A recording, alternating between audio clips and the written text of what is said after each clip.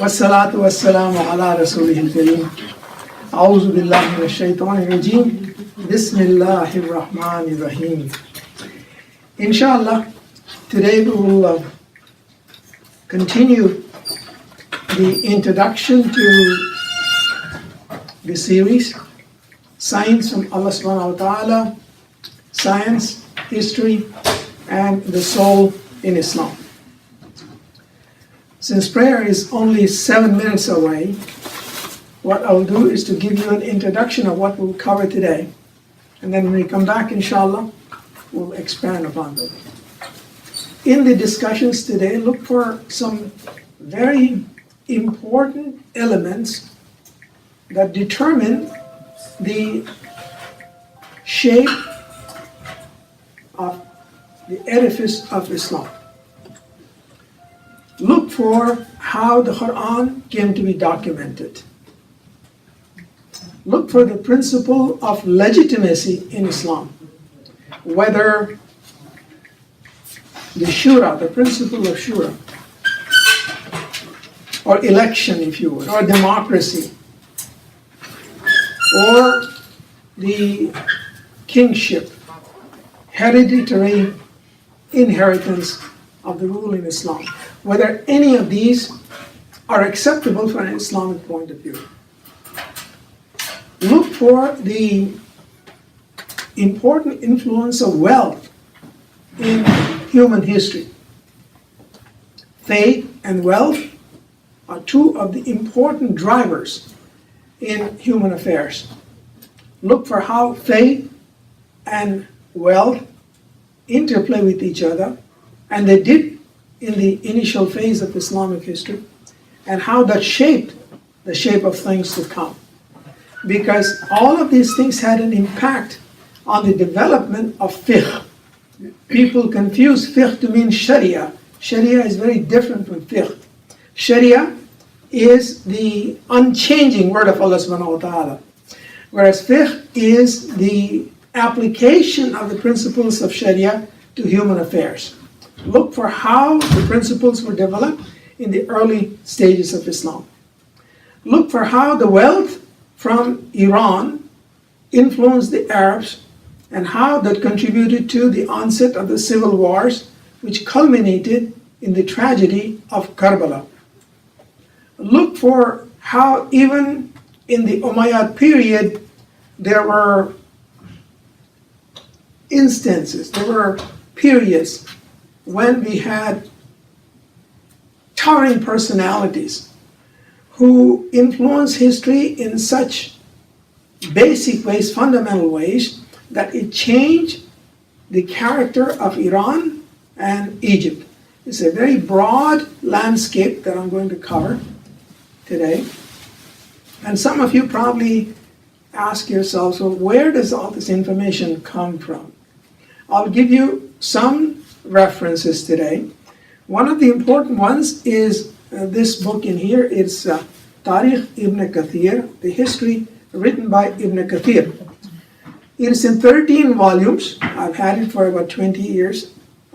Huge volumes. Those of you who are serious in reading about history ought to acquire it. Another one is Tarikh Ibn Khaldun, and this also is in 12 volumes, large compendium of contributions that these giants made. Both of them lived in the 14th century. Ibn Kathir was about one generation before Ibn Khaldun. Ibn Kathir is very deep in terms of details. If you're looking for what each person did from the time of the Prophet ﷺ till the 14th century, which is about the onset of the Crusades and the Mongol invasions, then you should read Ibn Kathir. But if you are looking for the principles of history, how history evolves and how people live up to or don't live up to the principles of Islam and the principles of historical evolution, then read Ibn Khaldun. Then I will also recommend to you a book that probably is not available anymore. It is called The Law of Civilization and Decay by Brooks Adams. This was published 120 years ago. In here, he has traced the evolution of the banking system. If you want to understand contemporary history, you must know the role that money plays in contemporary affairs. You must know how the bankers evolved out of the merchants, who in turn evolved out of an agrarian economy.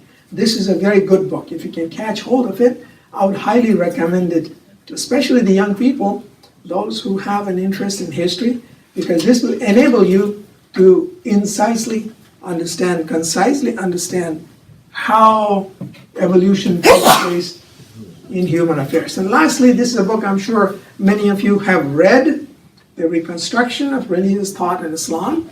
Those of you who are from South Asia, Pakistan, India, Bangladesh, Afghanistan, highly recommended, because this was the genesis of Iqbal's thoughts, and also it was the quintessence of his thoughts, political thought, I should say, not the Sufi thought, because the man was so great, he had many different angles.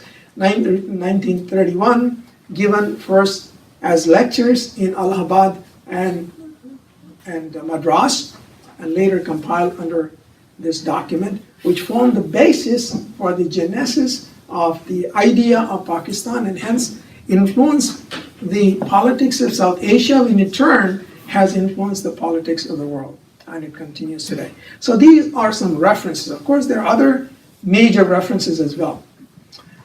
Again, to orient all of this distinguished group of people as to what our approach to history and science and culture is, we look upon it as signs from Allah subhanahu wa ta'ala. Do not read history as a compendium of events. Who did what to whom does not matter. What matters is, how did that event influence the human struggle on earth?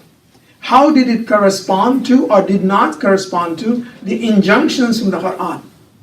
And if you're very deep into the study of the Quran, know that the principles of history are given very concisely in Wal Asr, Innal insana lafi khusr, illa alladhina amanu wa amilu salihat wa tawasaw bil haqq wa tawasaw bis sabr. You need not go any further, because Allah subhanahu wa ta'ala has given us the direction as to how human beings progress, that is, attain their falah, and how they come apart. For those of you who do not understand Arabic, I'll translate it roughly. Wal Asr, this passage cannot be translated. One can talk about them for ages and ages. Allah subhanahu wa ta'ala takes an oath by the passage of time. Time has been referred to in the Quran 16 different ways, not just once. Most scholars, even I'll refer in the later lectures as to the errors that even great scholars that Al-Ghazali fell into, because they did not comprehend the nature of time. Allah subhanahu wa ta'ala takes an oath by the passage of time. Wal Asr, Innal insana lafi khusr. Again, another emphasis, inna. Insan, humankind, is at a loss. Innal insana lafi khusr. La. See, the word la also is a third level of emphasis. So there are three levels of emphasis in here. From the highest level of emphasis, where Allah subhanahu wa ta'ala takes an oath, to emphasis, to a subtle emphasis. Innal insana lafi khusr, illa alladhina amanu, except such as those who have, amanu means certainty of faith. Again, very good. Inshallah, we'll come back. The best thing to do is to present a survey of Islamic history, focusing on the major bends in the flow of the struggle of the Muslim community in the last 1,500 years. I mentioned that the law of civilization in Islam is enunciated in the Quran in the recited passage, where Allah subhanahu wa ta'ala emphasizes that humankind is at a loss except such as those who have faith, who do righteous deeds, and work together to establish truth and justice, and work together with patience and constancy. So it's like a rocket ship with 5 rockets attached to it. One is faith. The second one is righteous action or good deeds. The third one is working together. The fourth one is al-haq, which means justice, and it also means truth and acquiring knowledge. And lastly, patience, struggle with patience. So when we look at the period following the passing away of our Prophet Muhammad sallallahu alaihi wasallam, as we covered the last week, Hazrat Abu Bakr Siddiq is selected to be the Khalifa by some of the Sahaba. The ijma that was exercised, as we pointed out, was not a consensus, but it was the ijma of a majority of those who attended that session. Hazrat Abu Bakr Siddiq was the Khalifa for a very short time, only for about 2 years and 4 months or thereabouts. And in this brief period, he had to face some major challenges. One was the physical threat from the north, thus from the Byzantines or the Romans. The Byzantine just means the Romans who lived east of Roma. That's a name invented by the Latins. It just means the Romans. Even at the time of the Prophet ﷺ, the Romans were probing the defenses of the Arabian Peninsula, and the Prophet himself had sent an expedition to Tabuk, which is, I think it's in Jordan today, certainly in the northern portion of Saudi Arabia, under the leadership of Zayd bin Harith. Zayd was killed in the battle, but the skirmish was a draw, if you would. And the Romans learned that the Arabs were there to defend their turf. So Hazrat Abu Bakr Siddiq followed up on it and sent another expedition to the north, to the borders of Jordan, to secure the borders with the Roman Empire. The second challenge he faced was from some of the tribes in eastern Arabia. When they heard that the Prophet had passed away, they said, well, this is a wonderful opportunity for us not to pay the zakat. They misunderstood zakat to mean this was another form of taxation. This has happened again and again in Islamic history when people misunderstand zakat to mean another form of taxation. Zakat is not another form of taxation. It is a prescription by Allah subhanahu wa ta'ala for the velocity of wealth to increase so that the entire community prospers. It's an obligation and a fard. It has to be given. So when these tribes refused to give zakat, Hazrat Abu Bakr Siddiq, he compelled them to do so, took a few expeditions, some of which he himself participated in. The third challenge faced by Hazrat Abu Bakr Siddiq was the emergence of false prophets. Religion was, and will always be a good business. People who are in religion, not the real people of religion, I'm not talking about people of the heart, those who look upon religion as a means of making a living or getting rich, they have been there throughout the ages. So some of these tribes in Yemen and in, again, the eastern part of Arabia saw an opportunity to declare themselves as messengers of God, as prophets. And each time that happened, the community in Medina had to wage war against them to compel them to stop the shirk that they were engaged in. One of those battles was with Musaylima al-Kadhab. Al-Kadhab means the liar. Musaylima, the liar. And the campaign was a bitter one. A large number of Sahaba took part in it. and they perished in that battle, the Battle of Yamama. And amongst those who perished were many Hufaz.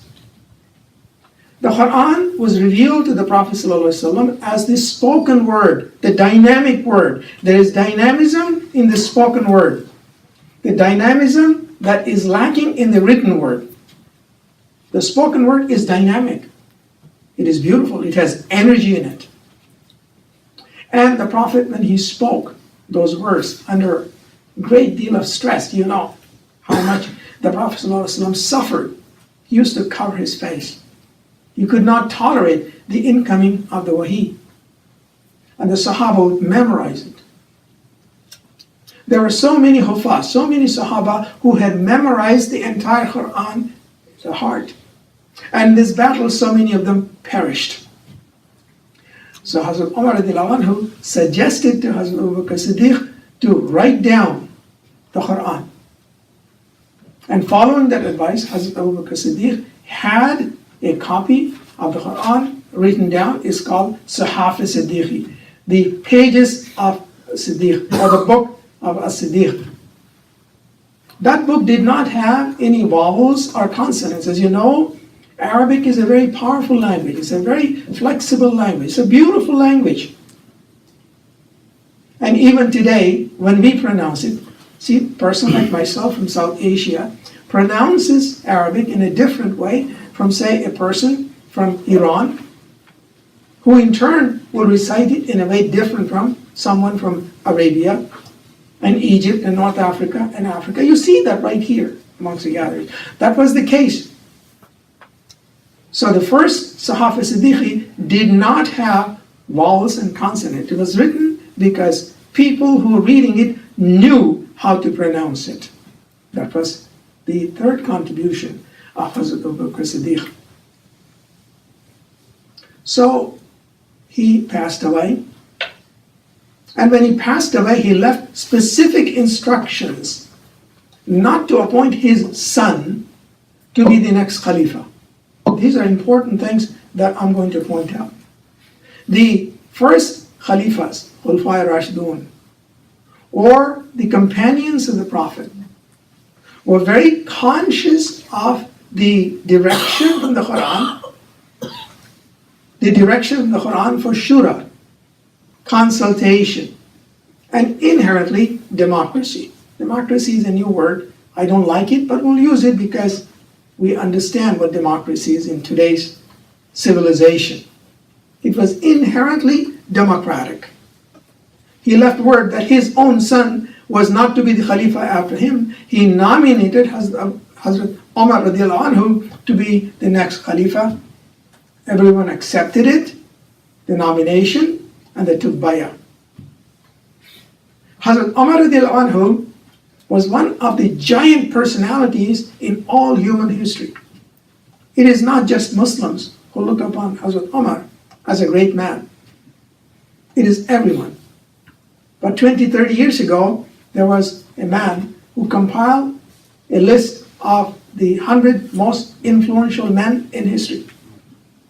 And number one was our Prophet Muhammad sallallahu alaihi wasallam. And Hazrat Umar's name was in there. I forget now, 60 or 64. That's their classification. It does not matter. Just to point out that it's not just the Muslims who look upon Hazrat Umar as a great towering figure. It is all of you. Why was he great? Many were the accomplishments of this great man. And what I'm going to do, especially for the young people, I hope the young people will come here with some paper and notes or something like that. Take notes. Go back, study it, because there's so much to learn. So that you understand how we got here in the century at this time. Contribution number one. He was one of the greatest conquerors the world has ever seen. When he became the Khalifa, Arabia was being encroached upon both from the east and the north. From the north by the Romans, from the east by the Persians. Why? Because neither the Romans nor the Persians could tolerate a unified Arabia, which would then pose a challenge to their own hegemonistic ideas about West Asia. Remember, the Persians and the Romans were constantly at war with each other. I'm not going into the details of the warfare. You can read about it because that's not important. What is important was Hazrat Umar radiallahu anhu in a two-pronged battle.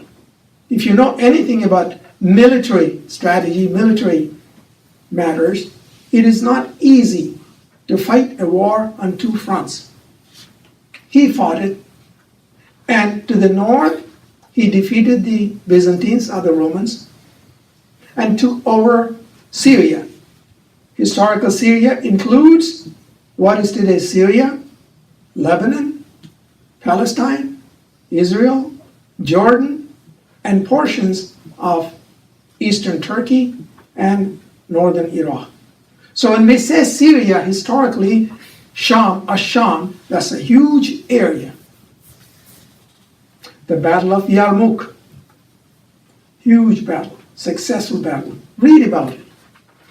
And how the Arabs were successful in outflanking the Romans. And how even the will of Allah subhanahu wa ta'ala intervenes in the battle because there was a big fire, a sandstorm just at the moment of battle. The Arabs were used to sandstorms. The Romans were not. And hence it was as if somebody threw dust in your face. The outcome of great battles is always a moment of divine grace. Please remember that. If you talk to generals and army people, those who are responsible, they'll tell you. You can plan and plan all you want for a war. But the moment the first shot is fired, all bets are off. The Battle of Yarmouk, one of the greatest of battles. After the battle, the Muslims were successful in taking over Jerusalem. And here is an event which you have all heard of, but it needs to be emphasized again and again.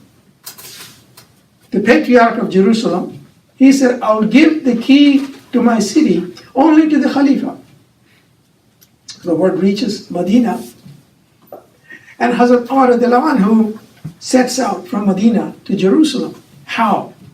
Not with 1,000 elephants and camels and horses, or as happens today, Cadillac cars and presidents. You know how it happens? People, look at the presidents and prime ministers today. He has but one camel and one companion, a servant, if you would. And they take turns. I used to remember the distance between Medina and Jerusalem, but it's about 500 miles or so, roughly, give or take. It so happens that when the two of them approach the outskirts of Jerusalem, the servant is on the camel, and Hazrat Umar radiallahu anhu is on foot. So all the Christians think that the man who is seated on the camel is the Khalifa, and they bow down to him. And the Muslims smile, and when it was discovered that the Khalifa was the one who was on foot, in his tattered clothes, Hazrat Umar radiallahu anhu, when there were patches on his clothes, he used to mend them with deer skin. They were a Khalifa of such a vast empire that was expanding. That's how he lived, because they were taught by the master, Muhammad sallallahu alaihi wasallam. Constantly ask yourself, what are the signs in here? Where were those people, and where are we today? That was one of the great achievements of Umar radiallahu anhu. Secondly, he was a man of justice. There are so many events that confirm the penchant, the inclination, the attachment, the passionate dedication of this great man to justice. One of them had to do with the construction of a home of one of the Sahabi. The Sahabi hired a Persian, his name was Abu Lulu, to construct the house, and then he rented the house to the Sahabi. Abu Lulu thought that the rent was too high, so he complained to the Khalifa. The Khalifa brought the Sahabi and Abu Lulu, heard both sides, and gave the judgment that the rent of 2 dirhams was fair. Man of justice. And Abu Lulu was so distraught that the following morning he went to the masjid with a dagger hiding in his long cloak. And Hazrat Abu Bakr, Hazrat Umar radiallahu anhu was leading the prayer. He stabbed his stomach. That's how Hazrat Umar radiallahu anhu passed away. A man of justice. A man who was a superb administrator. After he was triumphant in Persia and in the Byzantine Empire, the empire extended all the way from Amu Darya, which is Uzbekistan, the Indus River, that's in Pakistan, to Tripoli, which is in Libya. And there are more than a dozen countries today included in this vast empire. He divided this empire into provinces and appointed dedicated, honest people to administer them. He was a man who was open to inputs from other civilizations. When they captured Persia, a great amount of wealth was brought into Medina. And they did not know how to divide it up amongst the people. So one of the Sahabas who was in Persia related to the Prophet how the Persians documented it.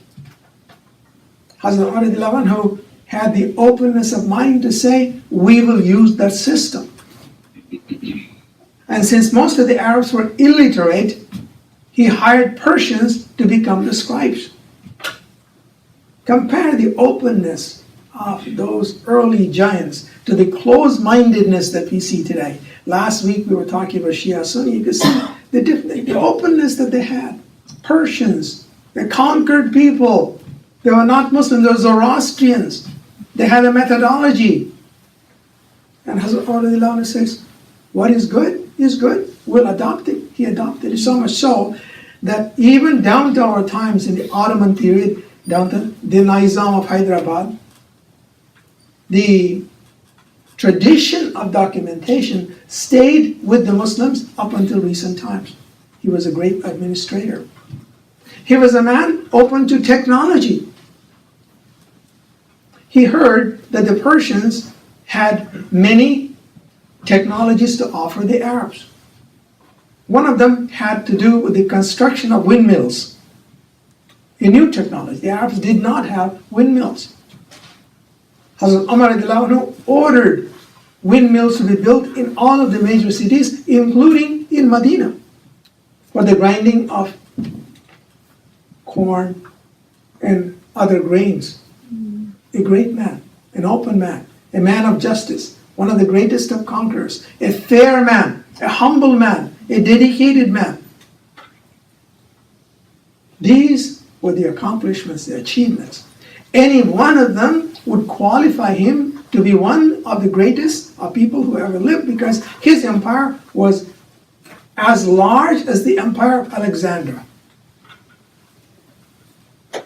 And his administration was much better than that of Alexander, if you want to compare people in history. So when he was assassinated, he did not die immediately. It is related that he was bleeding. It took him about 24 hours. At the time, they did not have the techniques that we do today to stop bleeding. So it was 24 hours later that he passed away.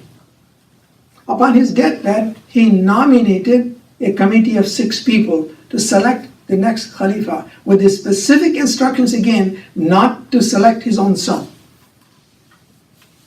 Compare that with what goes on today, the dictatorships. Every Muslim country in the world, the first thing they do is to groom their son to take over. After me, it's my son. After him, my grandson. Yeah, it's all.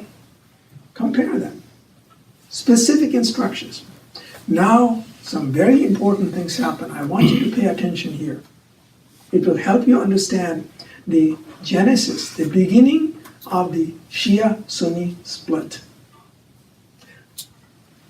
The beginning of the Shia-Sunni split.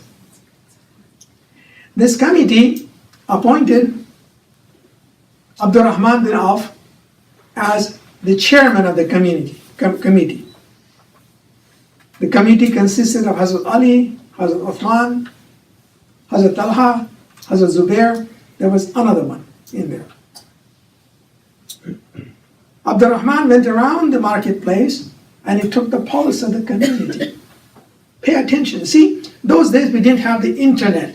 We didn't have, the computers that the Russians could hack or whatever. No, they didn't have them. The man goes around and takes the pulse of the community, talks to people. Who do you think amongst these 6 people who's qualified to be the Khalifa? And he finds that 2 of the 6 had very broad support in the community. And the 2 were Hazrat Ali radiallahu anhu and Hazrat Uthman bin Affan. These 2 were the front runners. Look at the process.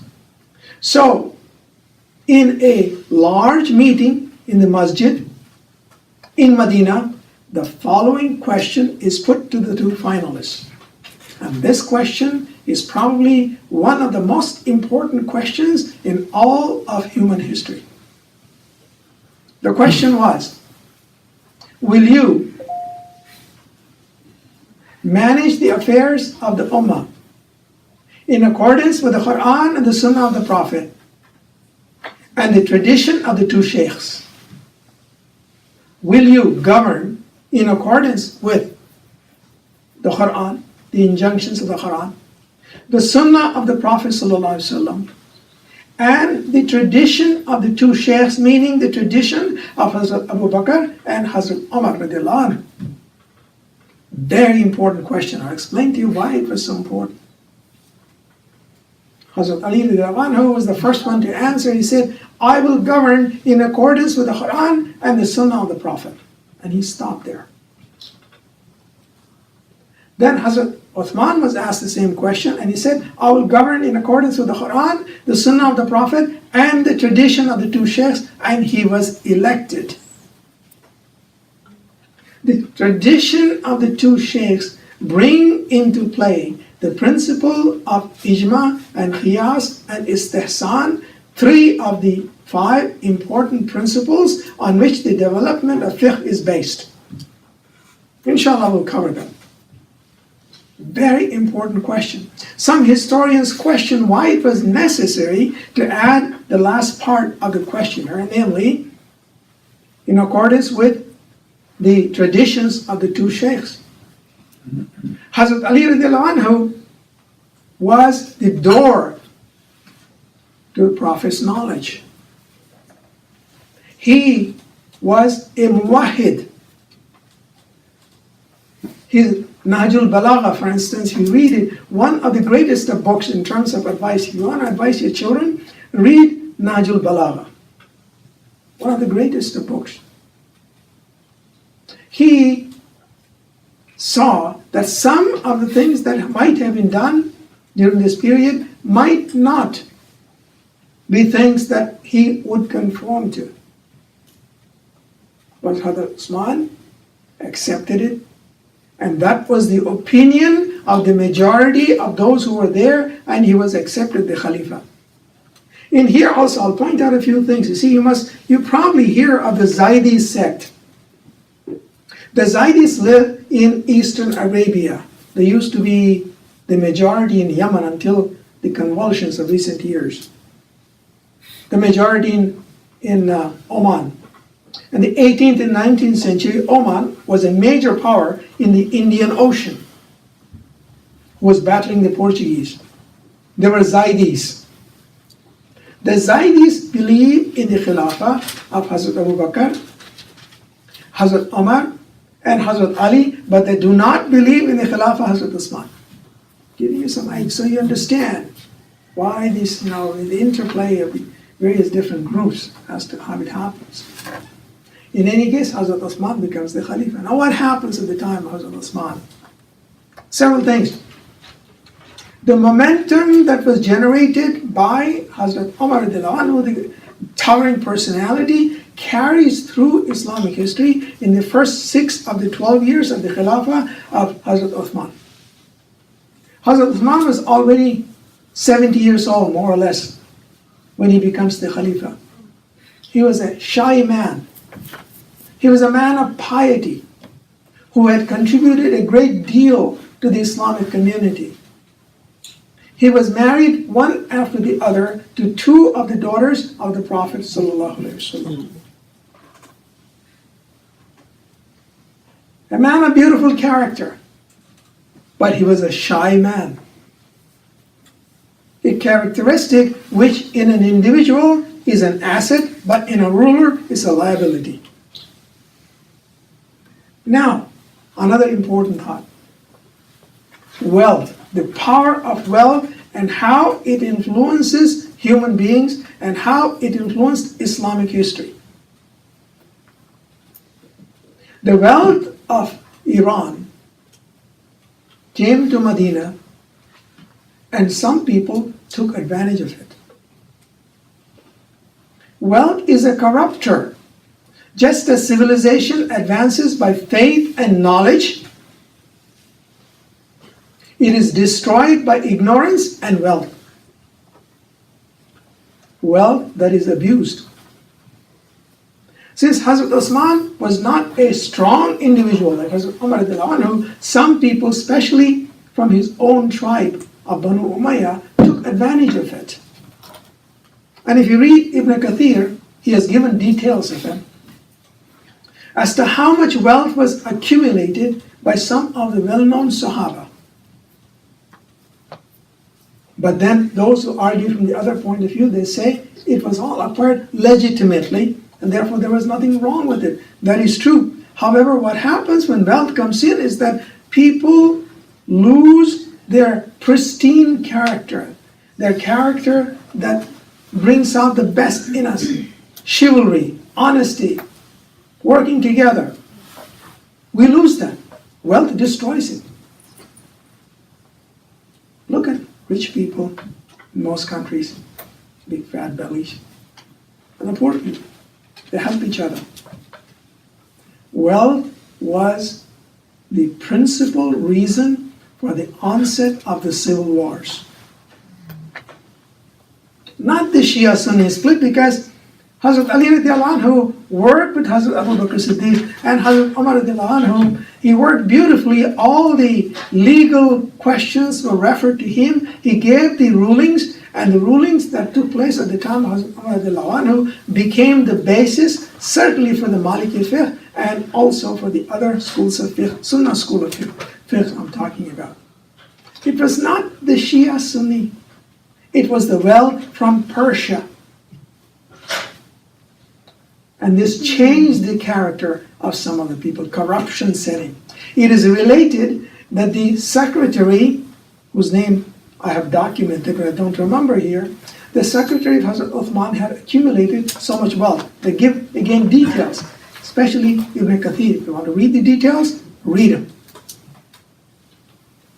And he was a troublemaker, very often scuttling communications. This was brought to the attention of the Khalifa. People came to him and said, Ya Khalifa, there is corruption in the land. But Uthman radiallahu anhu, being the shy man he was, being the pious man he was indecisive, did not take the kind of firm action that Hazrat Umar radiallahu anhu would have taken. And therefore, the corruption in some of the outlying areas increased. And those who were opposed to what was going on got increasingly upset over the state of affairs. Before I go on to point out the outcome of what was going on there, I should also point out that the primary contribution of Hazrat Uthman was the writing of the Quran, including the vowels and the consonants. What had happened was, as the Arab Empire, as the Islamic Empire expanded eastwards into India, Sindh had become borders of Sindh, Khorasan in Central Asia, Turks in Central Asia, North Africans, some Africans, Egyptians. Each group would recite the Quran in his own way, and there was the risk of mispronunciation and misunderstanding. So upon the recommendation of many of the Sahaba, Hazrat Uthman anhu compiled 7 copies of the Quran, and where the Prophet ﷺ recited the Quran in different ways with different accents, he so noted it down. I had the privilege of seeing one of those copies of the Quran in the museum of Samarkand, written on deerskin, huge papers. That was a contribution. And the Quran that you and I read is the Quran that was written at the time of Hazrat Uthman radiallahu anhu with the consonants and the vowels, and there are differences in pronunciation, which you will come across even as some of the imams in our masjid lead the prayers. Alhamdulillah, because the Prophet ﷺ was the most flexible of human beings. Compare the character of the Prophet, compare the character of Umar, compare the character of Abu Bakr, compare the character of Ali, with the character of the people that we meet today, who have 4 walls around them: shirk, bidah, kufr, halal, haram. Oh my God, which way are you going to go? Compare the flexibility. The Prophet ﷺ was the most flexible of human beings. Read his seerah. That was one of the contributions of Hazrat Uthman al-Anhu. Coming back to the issue of the dissatisfaction of people, the dissatisfaction increased, so much so that some troublemakers from the outlying areas, the chronicles say they came from Egypt, some say they came from Iraq. Well, those are all things. But a large number of people came to Hazrat Uthman with the intent of assassinating him. And some of the young men in Medina surrounded his house to protect him, and one of them, or 2 of them, were Hazrat Hassan and Hazrat Hussein. Where is the Shia Sunni stuff here? These were young men. They were standing there protecting Hazrat Uthman. However, the days were different. Whatever happened, happened. And this assassin somehow managed to get into his house, and they assassinated him. That was the trigger that got Islamic history going into fragments. Imagine some high energy material, boom, goes off, and you see the fragments. The assassination of Hazrat Uthman was the event that fragmented the Islamic community and set the community in the direction of multiple pieces all over the place. So you can now imagine the bedlam. In this bedlam, it was so bad that there were not people to bury him. They had to wait for 24 hours. And in the darkness of the night, there were only 17 people who picked up his body and went to Jannat al-Baqi, and they buried him. Bedlam. Chaos. Nobody wanted to be Khalifa anymore. Some of the senior Sahaba went to Hazrat Ali and says, "Oh Ali, we want you to be the Khalifa." Initially, Hazrat Ali refused. He saw the chaos. He said, "I don't want to be the Khalifa." But upon the insistence of the senior Sahaba, he accepted. Now there are the interplay of deep ideas comes into being. On the one hand, an assassination has taken place, and his Qabila, his people, want justice. They want qisas, in accordance with the Quran. They say, we want justice. On the other hand, you have bedlam. You have chaos. And Hazrat Ali radiallahu anhu, he is, if I were to give an analogy today, if you have some kind of an ailment, some complaint, say headache, you go to a doctor. I'm not a medical doctor, but I'll talk about it anyway. The doctor had 2 choices. He may look at the symptoms and he will give you some medicine and symptoms go away, but the cause is still there. Or a good doctor will ask you questions and say, why is this man sick, or why is this lady sick? And he will try to cure the disease. Hazrat Ali radiallahu anhu was the doctor who wanted to cure the disease. Whereas the lesser people, they wanted the medicine immediately to take care of the qisas, justice, catch all of the culprits who had escaped anyway. There were multiple, a large number of them. And in the meantime, many other things happen. The interplay, the demands of justice and the demands of order and then justice, or the demands of tranquility and then justice. The tug of war between the two. And people are divided.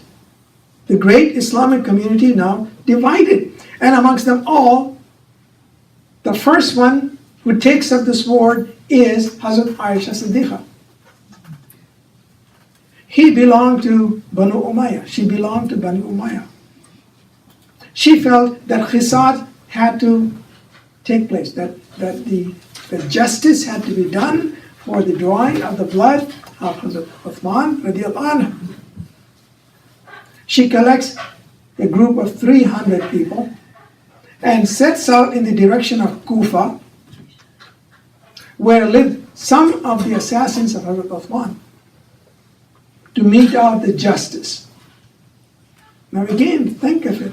A state cannot have two armies at the same time. When you have two armies in a state, that state comes apart. There can be only one armed force in a state. Otherwise, the state cannot function. And here you see the beginnings of the Islamic State coming apart. None other than al-Mu'mineen, Hazrat Aisha, taking up arms to bring justice. So Hazrat Ali radiallahu anhu, to protect the state, has no option but to try to prevent Hazrat Aisha Siddiqa. One of the first things that Hazrat Ali radiallahu anhu did was to ask the governors of the various provinces to resign so that other governors who were not corrupt, who had taqwa in their hearts, who were sincere, could be appointed. Some of the governors obeyed, but Muawiyah did not. The governors of Syria and Egypt did not. Why? Because of qisas. They belonged to Banu Umayyah, and they felt that until justice was done, it was premature to ask for the bay'ah for Hazrat Ali radiallahu anhu. So, to walk through the great interplay of events in here, the forces of Hazrat Aisha Siddiqa meet the forces of Hazrat Ali radiallahu anhu, negotiations take place, and historians say that a compromise had been reached, but there were troublemakers. The Sabians, they're called. In the middle of the night, the Sabians attacked both camps, and both camps thought that they had been double-crossed and there was war. It's called the Battle of Jamal, the Battle of the Camel. A battle that rent asunder the Islamic community. The Khalifa versus al-Mu'mineen. You know this story. What happened was, as long as Hazrat Aisha was riding her camel, Hazrat Ali felt that people thought that she was leading the charge. So he ordered the camel to be brought down. That ended the battle with many thousands of casualties. And Hazrat Aisha Siddiqa and the other members of her entourage were sent back with honor to Medina. But the outcome was a disaster. In the meantime, Muawiyah in Syria is collecting an army because he is of the conviction that somehow Hazrat Ali radiallahu anhu himself is an accomplice in the assassination. These are things that normally you don't find in history books. But if you read carefully the great classics, you'll find this. Muawiyah had the shirt, blood-stained shirt, Hazrat Uthman hung from the great mosque in Damascus.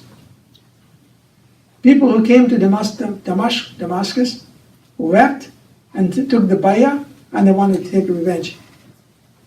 In this manner, Muawiyah collected an army of 70,000. And then he advances towards Iraq to take vengeance or demand justice, to arrest the wrongdoers. Hazrat Ali, in the meantime, who is headed in the direction of Kufa, raises an army of Iraqis, another 70,000, and the two armies meet and the fight on the banks of the river Euphrates. 3 months. Most historians say 40,000 people perished in those battles. Each side was convinced that it was on haqq. So when you talk to historians, when you talk to the ulama, it is very hard to sort things out. The best suggestion that has been made that I like is that both sides had their legal opinion based upon haqq, but the one that was held by Hazrat Ali radiallahu anhu had a higher weight than the one that was held by the followers of Muawiyah. The battle goes on for 3 months until the night of Al-Harir is called, the night of battle, when the forces of Hazrat Ali radiallahu anhu attack this great force that the forces of Muawiyah are about to lose, when the forces of Muawiyah put copies of the Quran on their lances, raise them up, and they say, let us have negotiations based upon the Quran between the two sides. And Hazrat Ali radiallahu anhu, he saw through the ruse, but since there was a demand from both sides, he had to accept. So the two sides then meet, each side appoints a person to negotiate on behalf of Hazrat Ali and Hazrat Muawiyah. The two sides meet. The one who was representing Hazrat Ali was Hazrat Abu Musa Ash'ari, a very old Sahabi. The one who was representing Muawiyah was Amr bin al-As. Here's what happened. They decide that both sides, both of them, should resign and a new Khalifa should be elected. So they come out, and Abu Musa Ash'ari makes the announcement of the agreement that had been reached. But Amr bin al-As, he says, well, you have heard the man representing Hazrat Ali disown him. I too disown him, but Muawiyah is a relative by marriage of the Prophet, and he is entitled to qisas because he is related to Hazrat Uthman. He is a capable administrator, therefore he should be a Khalifa. So you can see what is happening. And the other thing that happened at the same time was, because Hazrat Ali accepted the arbitration of men, there was a group of followers of Hazrat Ali who walked away. They were called the Kharijites. Very important group in Islamic history. Comes from the word kharaja, to walk away, those who walked away. These people are very upset. for what Hazrat Ali had done, that he had accepted the arbitration of people and the vow to assassinate all three of them, Hazrat Ali, Hazrat Muawiyah, and Amr bin al-As. As fate would have it, Hazrat Ali was assassinated. Muawiyah escaped with an injury. Amr bin al-As did not show up for the prayer that morning when the assassination was supposed to take place, so he escaped. And history now took a turn. The forces of Muawiyah declare Muawiyah to be the Khalifa now that Ali radiallahu anhu is out of the loop. And Muawiyah consolidates the territories of the Islamic Empire. He was a very capable administrator, Muawiyah. A man who understood other people and knew how to get his way without necessarily shedding blood. Hazrat Hassan, for instance, the elder son of Ali, who now wants to follow the footsteps of Ali, he, along with his followers, wants to face Muawiyah. But Muawiyah negotiates with him, and through the negotiating process, Hazrat Hassan radiallahu anhu accepts a pension and retires from politics, thereby leaving the ground open for Muawiyah. And there is the beginning of the Umayyad Empire with Muawiyah. What were the contributions of Muawiyah? 1, consolidation of the empire. 2, he built a navy. 3, he expanded the empire in different directions into Central Asia, into India, and into West Africa. But 4th, he nominated his son Yazid to become the Khalifa after him, breaking the tradition of the 4 Khalifas. That was the beginning of the sultanates, if you would, in Islamic history. It was a departure. A great deal has been written about this issue, but it must be understood. Why he did it, some historians say, is because he felt that it was no longer possible to consult with so many people. But then, if you follow exactly what he did, to convince all the Sahaba, there was a great deal of force, or the threat of force that was used to bring all the people onto the platform of accepting Yazid as the heir apparent of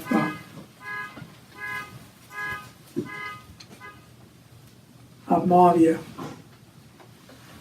I will stop in here because a lot has been said.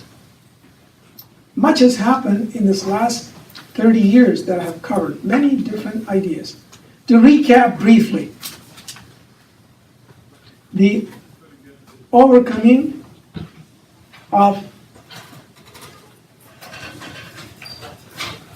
the challenge from the Persian and the Roman Empire.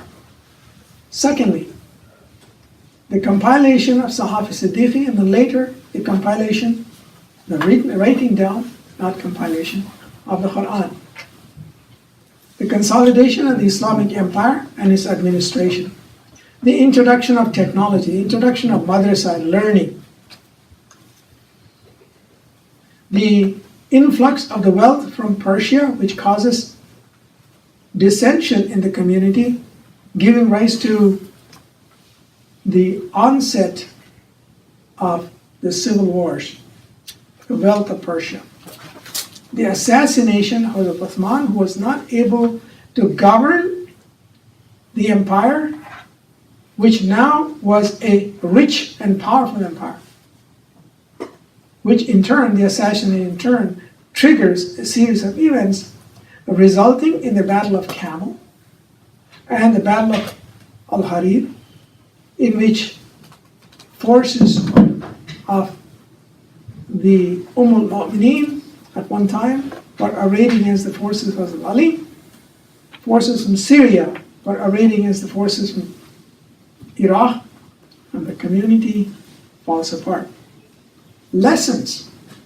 People who tell you that all of these things happen because of the Shia-Sunni split, they're taking a position not based upon history.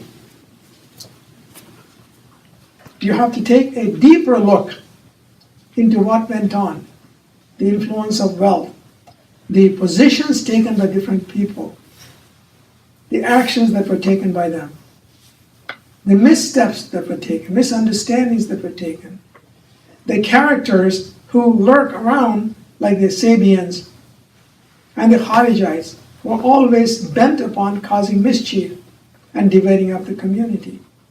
All of these forces, all of these events must be correctly understood by the young people, by you, so that you can understand how it was that this great schism that still separates the Islamic community came about.